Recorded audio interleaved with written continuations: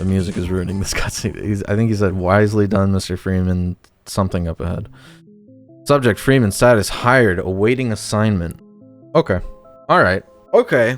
I had a lot of fun. It's a very good game. I see why it's as beloved as it is.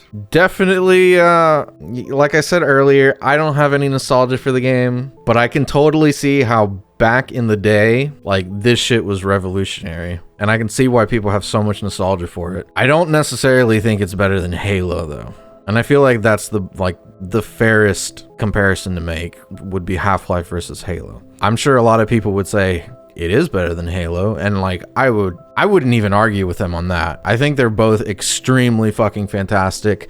I think they're both extremely comparable. And had I grown up with both Half-Life and Halo, honestly, I would probably have trouble saying which one is better. But as it is right now, I think Halo is kind of better.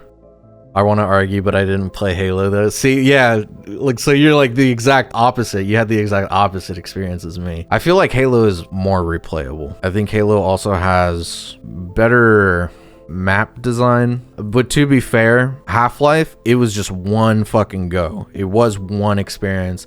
And that's not what Halo was whatsoever. Halo was just a bunch of levels, a bunch of different settings, while Half-Life kind of has to like flow from one place to the next. Man, dude, I really liked it. Zen I was super excited for Zen. Zen was certainly an experience, and like part of it is my fault, and part of it is, like I said, there's a lot of moments in this game where it's just like, wow, Half-Life's slogan is run, think, shoot, live. Yeah. It is faster paced.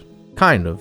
I would say, yeah. Half-Life is kind of a little bit faster paced compared to Halo, and I would only say that's the case because of health management. Health management is fucking horrendous in this game. If you didn't have to manage your health as much as you do, I would say it would be a better experience. But going back to the level design and all of that, yeah, there really were a lot of moments where it's super unclear what you're supposed to, or like where you're supposed to go, but you do kind of like sometimes accidentally find your way, and then other times like you do figure it out, and that makes me think like, man, I wonder, people who've never played Half-Life and also just genuinely don't play as many games as I do, what kind of experience would they have going back and playing this game?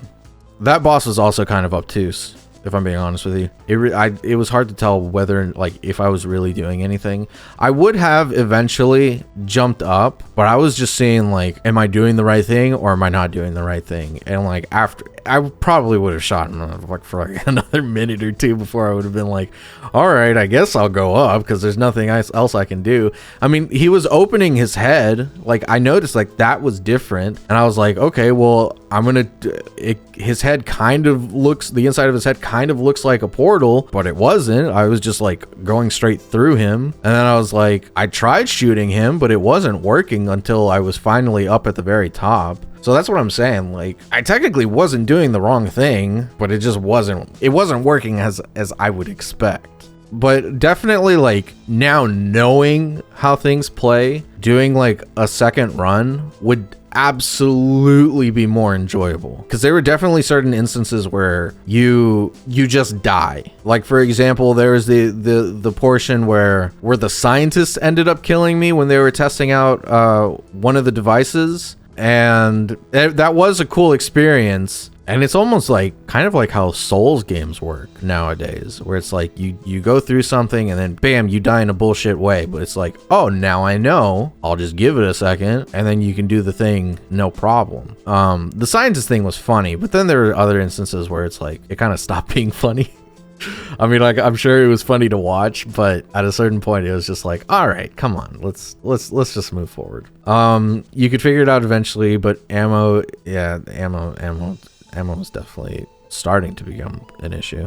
Yes, it's unforgiving. Yeah, man, I really wish, but I think because of that, when you did something right, it's so, yeah, I can definitely agree with that. There were instances where things were difficult or things were extremely obtuse, but once you figure it out, it does feel extremely rewarding. I wish I had experienced this game back in the day. I would absolutely, I mean, like I feel like everything I've said so far, it's clear that I do have an appreciation for this game, but having not grown up with it, playing this as an adult with so many more games out to play, I'm obviously not going to play this again. I'm not going to go back to Half-Life. I will play Black Mesa, and you know, I know that's supposed to be a kind of a different experience, and I'm going to enjoy that, but you know, when you're a kid, you only get so many games per year, and you spend like your entire summer playing that one game. And it would have been interesting to have that sort of childhood with Half-Life. And I would love to be as crazy about Half-Life as other people are. I'm just not. But I will absolutely play, I think the two little mini campaigns are Opposing Force and Blue Shift. And then there's Half-Life 2 and Half-Life Alyx. I will absolutely play all of those. As it is right now, I'm not a Half-Life fan, but I really enjoyed Half-Life. And I'd like to see if by the end of, at the very least by Half-Life 2, I'd like to see if I'd be willing to call myself a Half-Life fan.